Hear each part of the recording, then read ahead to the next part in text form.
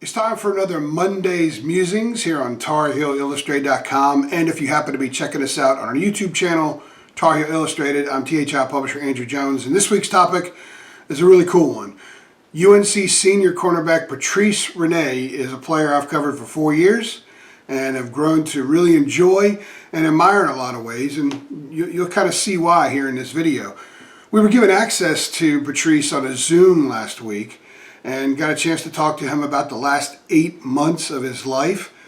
Initially, a lot of the questions you would think would be around the ACL injury. If you go back to last September, Patrice had started his senior year, second game of the year, home opener, Miami in town, night game, unbelievable atmosphere at Kenan Stadium. Clearly the vibe around the program is different, and Patrice tears his ACL out for the year. He had to then sit on the sidelines and rehab, have his surgery, recover, begin rehab, as he watched the program change from where it had been in his first 3 years as a Tar Heel, culminating with the Heels winning in blowouts in their last 3 games, winning big at NC State, blowing out Temple in the bowl game. Clearly the trajectory of where things are going in this program changed as Rene was on the sideline watching. A lot of guys might sulk, a lot of guys might feel sorry for themselves, but not Rene. He was grinding. He said the other day that he was trying to find ways to lead his teammates because his position group at quarterback had a ton of attrition, a lot of injuries. Storm Duck, a true freshman, was forced into action. They had to move guys around. So Patrice tried to show leadership in whatever ways he could to keep that room, to keep the spirit up. And lo and behold, the team continued to get better, and the kids that kept coming in to replace whoever went down kept getting the job done. And as a group, they got better. And Rene was part of that, even though he wasn't on the field. So going to the offseason, he's grinding, he's rehabbing, and all of a sudden the pandemic hits. And of course, everybody has been affected by that. Rene, though, he's from Canada. He's from Ottawa, the capital of Canada. Went back home, travel restrictions hit. Couldn't come back to the States. And remember, he's rehabbing. Some of the restrictions where he's from up in Canada were more severe than down here in North Carolina, so he didn't have access to maybe some of the gym stuff that he needed. He didn't have access to a lot of things. He found some makeshift ways to be able to handle some of his conditioning and some of his rehabbing, but he really needed to come back, especially when it started to appear that the restrictions wouldn't be lifted for a while up there. So he got together with Mac Brown and UNC's director of sports medicine. They sent letters to the embassy on Patrice's behalf, and it worked out. And one of the things that I thought was kind of funny that Patrice told us that one of the reasons he was able to get a waiver and come back to the States is because he was paying rent on a house in Chapel Hill. So theoretically, he lived in Chapel Hill, so he had to go back home. They got him back home here a couple weeks ago, and he's been rehabbing in Chapel Hill ever since. But while he was up in Canada, he experienced something that a lot of other people have during this pandemic time, is that his uncle, who lived in New York, died of COVID-19. He fell sick, took him a couple weeks before he went and sought treatment, and not long after that he had died. And the thing that was really interesting that Patrice told us is that, okay, the death aside, that he couldn't be there for his cousins. His family couldn't be there for his aunt. She had to kind of deal with it without all of the family around offering the kind of support that they normally would. And this is a big family.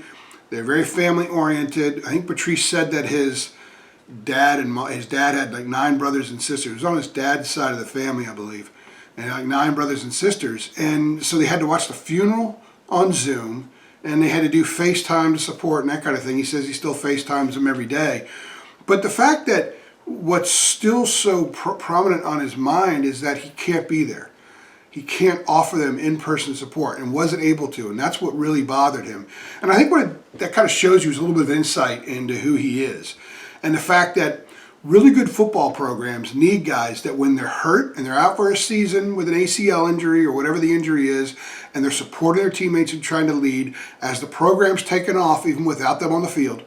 And then a guy who has the disposition he has during this whole process, being stranded in his home country, not being able to get back to Carolina, and then having to deal with the tragedy that hit his family, there's a maturity level there that you need in a football locker room. there's a maturity level there that position group needs. And while Patrice Rene is a really good player, he's played 35 games in his career. He started 21. He's got 75 some odd tackles, got a bunch of pass breakups. And when you watch him take the field, he fits the suit. He's one of those guys you look at and say, wow, that guy looks pretty good. He wears the uniform well because he's a really good athlete, and he was a great running back in high school as well, 4-star kid in Rivals. But he's also a really good program guy. All really good programs that have a lot of success need program guys. But in Rene, Carolina has a program guy who's also pretty darn good. He's going to get a look probably at the next level. And he's certainly going to be successful at whatever he wants to do, because if you've ever had a chance to talk to Patrice, he's personable. He looks you in the eye when he speaks to you. He's respectful. He's got a command of the language. He carries himself more maturely than a lot of other dudes his age. And if you look at the last 8 months of his life and what he's had to deal with, again, a lot of people are dealing with very tough times. But I'm talking about a 22-year-old college football player. The bottom line is, when the Tar Heels go through some tough times this season, and they're likely to go through some tough times, they've got some really good opponents on the schedule, having a guy like Rene in the cornerbacks room, in the DB room, defensive room, in the locker room, out on the practice field, in the team hotel on a Friday night, on a plane flying to Florida or to BC or something like that. Having a guy like that on your roster around other players is a positive. And it's a real big positive when he's a good player. And Rene will be on the field a lot this year. He will help the Tar Heels win games because of who he is and what kind of player he is. And the last 8 months clearly illustrates that. Thanks for stopping by. This is THI publisher Andrew Jones. This has been another edition of Monday's Musings. If you want to subscribe to our site, go to TarHeelIllustrated.com. $8.33 a month. You get a ton of stuff on UNC football and basketball, plus recruiting. The message boards are awesome. That's where you get so many nuggets of information you'll never find on our front page or in any of these podcasts. Thanks for stopping by.